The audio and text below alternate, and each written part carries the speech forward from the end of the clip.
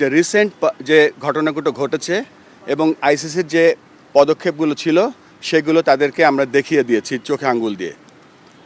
গত বছর ফেব্রুয়ারি মাসে যখন একটা দেশ নিরাপত্তাজনিত কারণে চ্যাম্পিয়ন্স ট্রফি খেলতে যেতে অস্বীকৃতি জানিয়েছিল, তখন সেই দেশের গভর্নমেন্টের পারমিশন নিয়ে আইসিসিকে যখন জানানো হয়েছিল তখন জন্য একটা নিউট্রাল ভেন্যুর ব্যবস্থা করেছিল এবং সেই নিউট্রাল ভেন্যুতে তারা সমস্ত চ্যাম্পিয়ন্স ট্রফি একটা হোটেলে থেকে একটা মাঠে খেলেছিল। ইট ওয়াজ এ প্রিভিলেজড।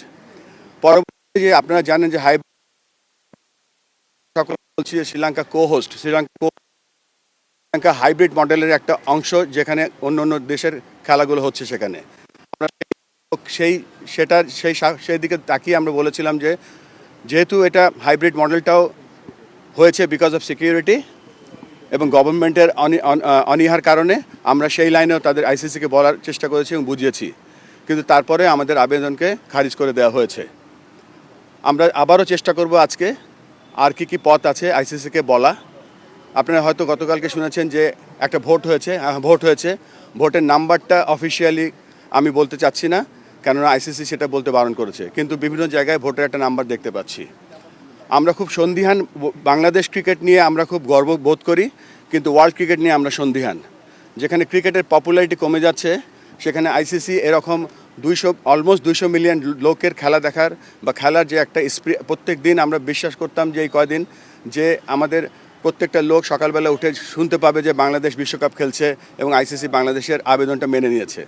কিন্তু এই সিচুয়েশনে যখন আমরা দেখতে পাচ্ছি বাংলাদেশ খেলতে যাচ্ছে না বা বাংলাদেশকে একটা আলটিমেটাম বেঁধে দেওয়া হয়েছে, তারপরে আমরা সর্বস্ব চেষ্টা করে যাব। যেখানে আগেও বলছিলাম যে বিশ্ব ক্রিকেটের পপুলারিটি কমে যাচ্ছে, সেখানে বাংলাদেশের মতো দেশ যদি বাংলাদেশের মতো একটা ক্রিকেট লাভিং কান্ট্রি যদি মিস করে, আইসিসি বড় একটা মিস করবে। যেখানে ক্রিকেট বড় হচ্ছে, ক্রিকেট অলিম্পিকে যাচ্ছে 28-এ, 32-এ ব্রিসবেন হোস্ট করছে, 36-এ ইন্ডিয়া অলিম্পিক বিট করছে, কমনওয়েলথ গেমস তারা বিট করছে। সেখানে যদি এরকম একটা জনবহুল ক্রিকেট লাভিং কান্ট্রি যদি না যায়, এটা মনে হচ্ছে যে হোস্ট কান্ট্রির জন্য এটার ব্যর্থতা। আমরা আমাদের মতো চেষ্টা করে যাব, আমরা এখনও হাল ছেড়ে দিচ্ছি না। আমরা আবার আজকে কমিউনিকেশন করব আরও কিছু জিনিস নিয়ে এবং চেষ্টা করে যাচ্ছি যাতে আমাদের ছেলেরা বিশ্বকাপ খেলতে পারে।